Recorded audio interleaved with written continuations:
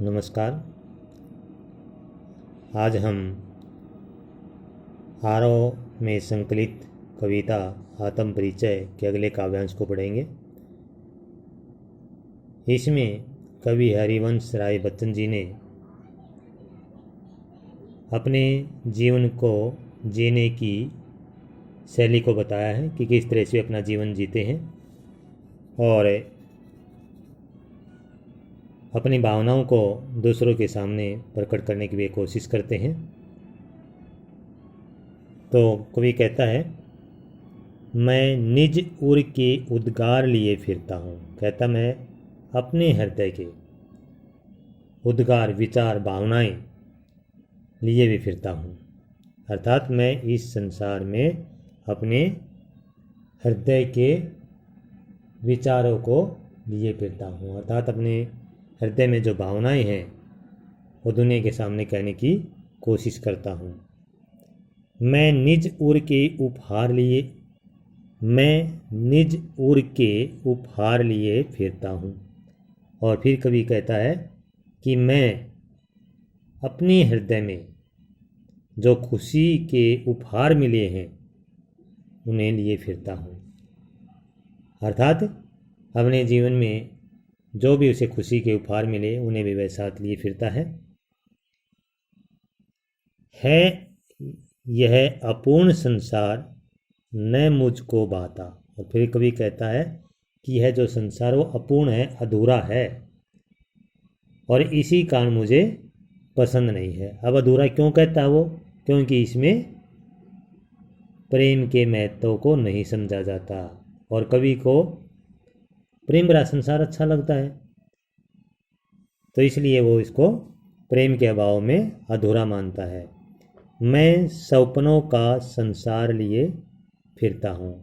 और कवि कहता है कि मैं तो अपने ही सपनों का, अपनी ही कल्पना का संसार लिए फिरता हूँ। अर्थात मैं अपनी ही मस्ती में मस्त रहता हूँ और जो मेरे सपन हैं उनको पूरा करने के लिए ही जीवन जीता हूँ। अर्थात प्रेम से भरा हुआ संसार ही उसे अच्छा लगता है। मैं जला हृदय में अग्नि दहा करता हूँ। अभी इसमें इन पंक्तियों में कवि जो अपने प्रेम के कारण जो वियोग अवस्था है उसका वर्णन करता है। कहता कि मैं जला हृदय में अग्नि, कहता मैंने अपने हृदय में विरह रूपी अग्नि को जलाया है और दहा करता हूँ और मैं स्वयं उसी में जलता हूँ। अर्थात मैं प्रेम के कारण जो जलन या वियोग या जो पीड़ा होती है उसे मैं सहन करता हूँ। सुख दुख दोनों में मगन रहा करता हूँ। फिर आगे कवि कहता है कि मैं प्रेम की दीवानी में मस्त होकर, यानी कि प्रेम में मस्त होकर जीवन में जो भी सुख और दुख आते हैं दोनों को समान भाव से ग्रहण करता हूँ। अर्थात चाहे सुख हो चाहे दुख हो, सभी में मस्त रहता हूँ। जग भव सागर तरने को नाव बनाए। और कहता है यह संसार इस जीवन रूपी सागर को पार करने के लिए तरह तरह के तरीके अपनाता है। अतः ये संसार तो एक तरह से मुसीबतों का सागर है और इसे पार करने के लिए कवि कर्म रूपी नाव बनाता है, यानी कि तरह तरह के काम करता है वो।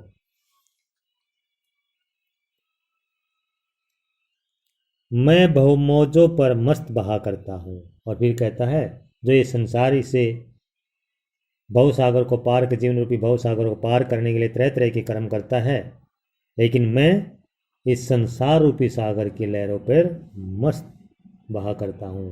अर्थात मुझे इस संसार की कोई चिंता नहीं है, मैं अपनी ही मस्ती में मस्त रहता हूँ।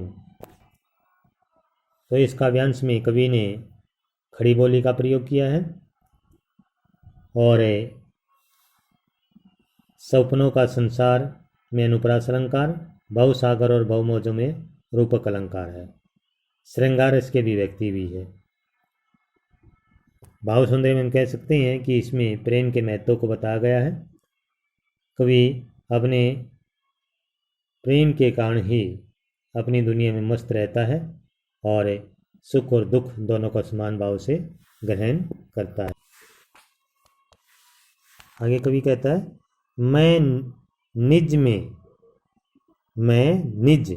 मैं यौवन का उन्माद लिए फिरता हूँ। और फिर कवि कहता है कि उसके मन पर एक तरह कहता है कि मैं अपने जीवन में जवानी का पागलपन है ना, यौवन का उन्माद, जवानी का पागलपन, एक तरह से जोश लिए फिरता हूँ और उन्मादों में अवसाद लिए फिरता हूँ और उस दीवानेपन में अवसाद अर्थात दुख पीड़ा भी लिए फिरता हूँ। अर्थात जो उसे दीवानेपन के कारण कई प्रकार के दुख भी मिले हैं, पीड़ा भी मिली है। जो मुझको बाहर हंसा रुलाती भीतर, मैं हाय किसी की याद लिए फिरता हूँ।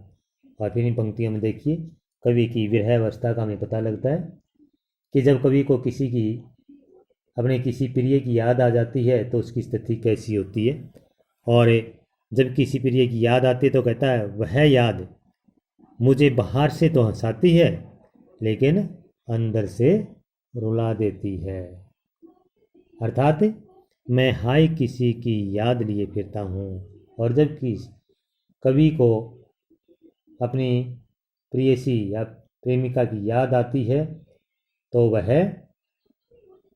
मन ही मन रोने लगता है। अर्थात उसका मन जो है विरह वेदना के कारण व्याकुल हो जाता है। अर्थात उसे प्रेयसी की याद आने पर पीड़ा होने लगती है, वह विरह अग्नि में जलने लगता है।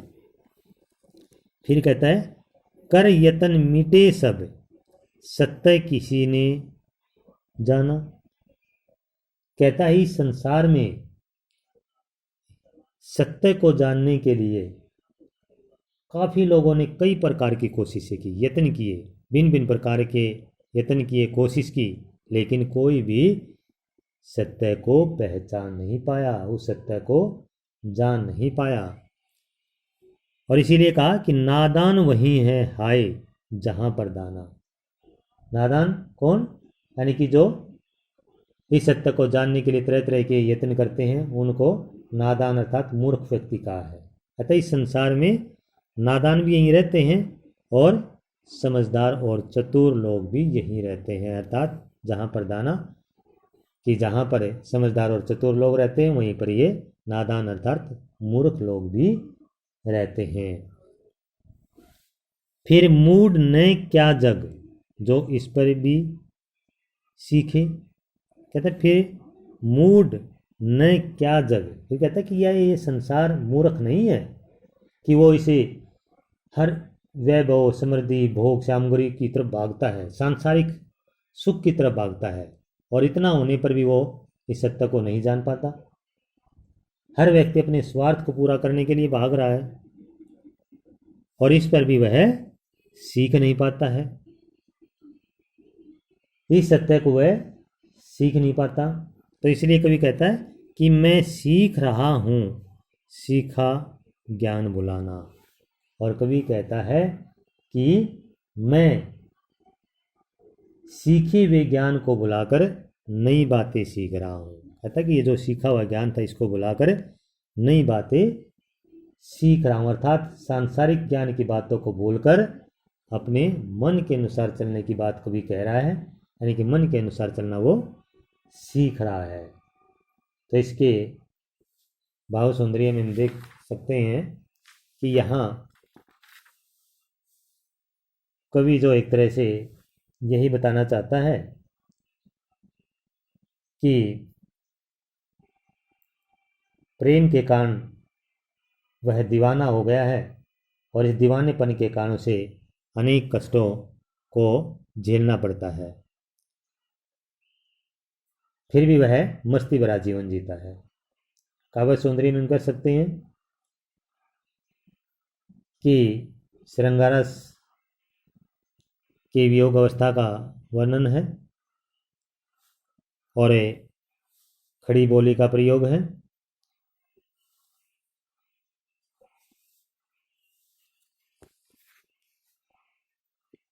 तो इस तरह से आपकी ये काव्यांश पूर्ण होते हैं। इससे अगले काव्यांश मैं आपको अपनी अगली वीडियो में भेजूंगा।